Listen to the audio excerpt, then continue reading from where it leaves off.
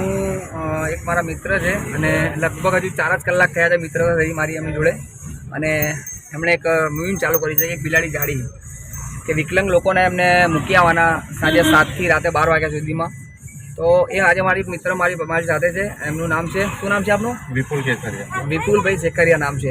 હવે ખાલી એમના કારણે મારી વાત જ ગઈ કે એક ભાઈને લેવા જવાનું છે, બિનવારસી પડ્યા છે રોડ ઉપર અને મને 3 સેકન્ડની અંદર એમણે એવું કીધું શકીલભાઈ આપણે લઈ આવીએ। તો આજે એમની ગાડીમાં અમે લોકો લઈ આવ્યા છે। હવે એવી પરિસ્થિતિમાં પડ્યા હતા તો હું તમને બતાવી શકતો નહીં, પણ ગાડીની અંદર હું તમને વિડીયો બતાવું। આ કાકા જે જોઈ રહ્યા છો તો આ કાકાની હાલત શું છે, કેવી પરિસ્થિતિમાં છે એ અમે જ જાણીએ છીએ। કાકાને બિલકુલ શ્વાસ લેવાનો નથી અને રોડ ઉપરથી અમે અમને કાકાને લઈ આવ્યા છે। હવે અત્યારે અમે એમને કાકાને લઈ જઈએ અમારા આશ્રમે અને આશ્રમે લઈ જઈ અને એમને પહેલાં તો ફ્રેશ કરીશું। ફ્રેશ કર્યા પછી એમને જે કંઈ બી ટ્રીટમેન્ટ છે તો અમે દવાખાનામાં લઈ જઈશું। આવા પણ પેલી કહેવત ન્યૂ એક ચાલુ કર્યું છે આપણે કે જે હેન્ડીકેપ છે, જે ચાલી ના શકે, વિકલાંગ લોકો હોય એમની માટે એક આપણે નવું મુકેમ ચાલુ કરી છે, એક બિલાડી જાડીના નામે, કે જે લોકોને જે ઘરે જવા માટે કે કોઈ બી જગ્યાએ જવા માટે મેં મારું રેલવે સ્ટેશને મારું એક બેનર નંબર સાથે લગાવ્યું છે કે જેથી કરીને જેને ત્યાં જવું હોય તે મને કોન્ટેક્ટ કરી અને એમના ઘરે કે ગમે ત્યાં જવું હોય તે જઈ શકે છે। મારો ટાઈમ છે રાત્રે 7 થી લઈને 12 વાગ્યા સુધી।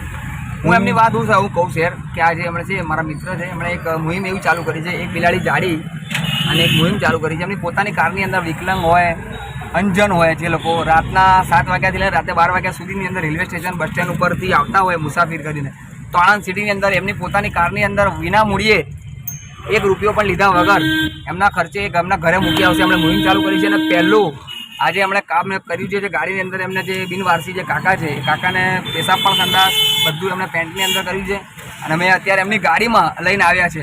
કદાચ તમારે ગાડીમાં તમે નવી ગાડી હોય એવું કહો કે નવી ગાડીની અંદર બેહાડે નહીં, પણ એટલી બધી એમના માણસાઈ છે, એમની એટલી બધી માનતા છે કે ભાઈ માણસાઈ તરીકે ભાઈ માણસ જ છે ને, તો એમને કોઈ પણ વિચાર્યા વગર કે મારી ગાડી ગંદી થશે તો આપણે ધોઈ નાખીશું એવા વિચારથી આપણે ગાડીમાં બેસાડી દીધા છે।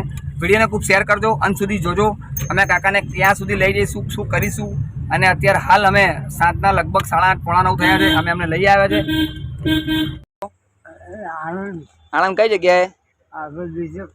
કઈ આગળ? કયું પાલ? વિજય પાલ, વિજય પાઠ।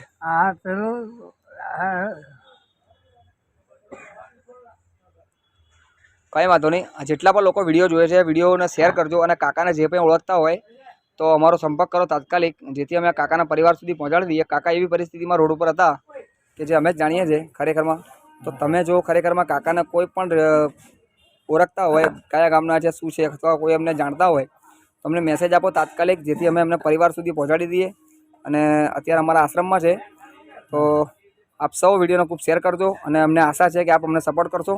બસ અમારો એ જ મોટો ઉદ્દેશ છે। નિરાધાર લોકોને, ફૂટપાથ પર રહેતા લોકોને રાખીએ છીએ અમે લોકો। આણંદ કઈ જગ્યાએ? કઈ આગળ? કયું પાલ? વિજય પાલ, વિજય પાઠ।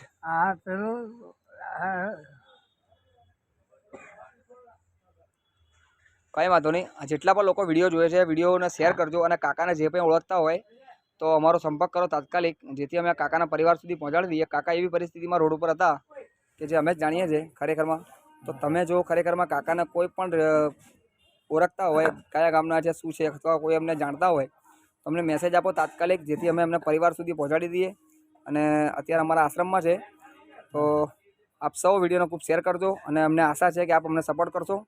બસ અમારો એ જ મોટો ઉદ્દેશ છે। નિરાધાર લોકોને, ફૂટપાથ પર રહેતા લોકોને રાખીએ છીએ અમે લોકો।